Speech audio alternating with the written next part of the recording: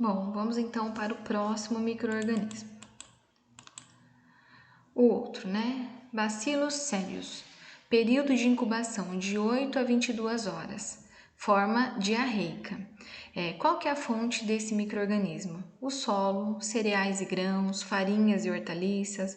A contaminação ocorre principalmente por vegetais, caixas de transporte e exposição a pó.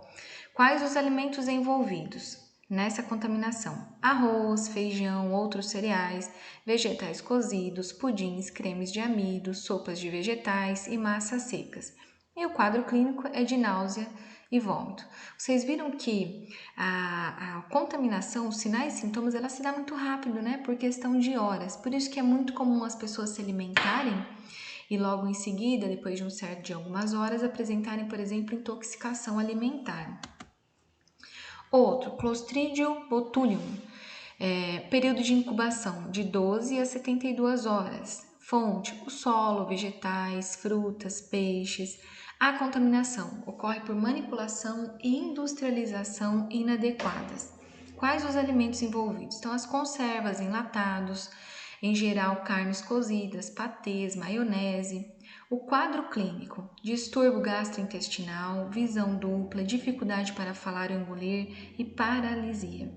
É o botulismo, tá, gente? É uma doença muito séria, muito grave e que ocorre, o maior índice de contaminação é por enlatados, palmitos, o mais comum. Escherichia coli, período de incubação de 5 a 48 horas. Fonte, fezes e água. A contaminação ocorre por manipulação e preparo de alimentos, onde as mãos estão contaminadas ou água mesmo contaminada. Os alimentos envolvidos: hortaliças, carnes mal cozidas, saladas, massas frescas, alimentos manipulados. E qual o quadro clínico dessa contaminação? Diarreia sanguinolenta, vômitos, cólicas, febre na dependência da ingestão de toxinas ou do agente. Olha como isso mexe, né, com a fisiologia do ser. Salmonela, período de incubação de 12 a 36 horas.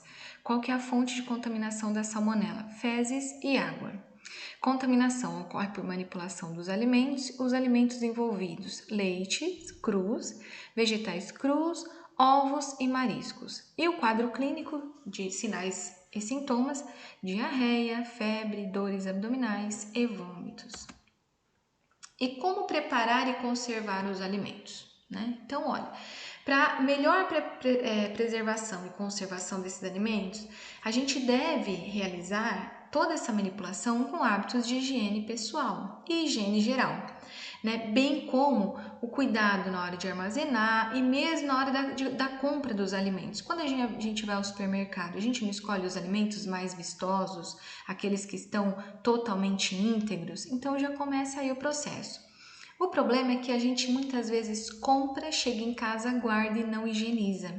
É errado, tá, pessoal? O correto é realizarmos a compra no supermercado, chegarmos em casa, já tirarmos esse alimento da embalagem e higienizá-los antes de guardá-los, tá?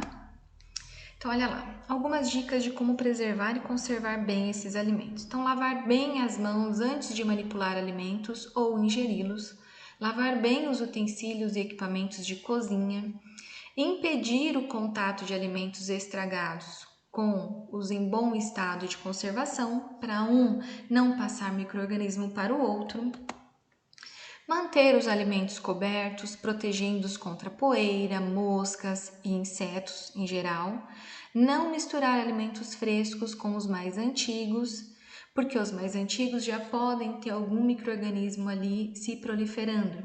Não misturar alimentos crus com cozidos. Ao consumir frutas com casca e vegetais crus, utilizar solução sanitizante para higienizá-los. A gente compra hoje no mercado aqueles produtos já, né, à base de água, de cloro, né, de cloro para higienizar, para a gente pinga algumas gotinhas em 1 litro de água e deixa ali agindo por um tempo, tá? Não comprar ou consumir alimentos se houver dúvida quanto à sua procedência ou conservação, principalmente alimentos sem carimbo da vigilância sanitária, porque são alimentos que a gente não sabe qual a sua procedência. se teve controle ou não de manipulação, de higienização, para que não haja contaminação.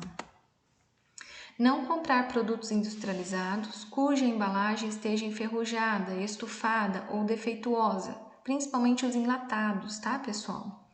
Observar sempre na hora da compra e do consumo a data de validade dos produtos industrializados.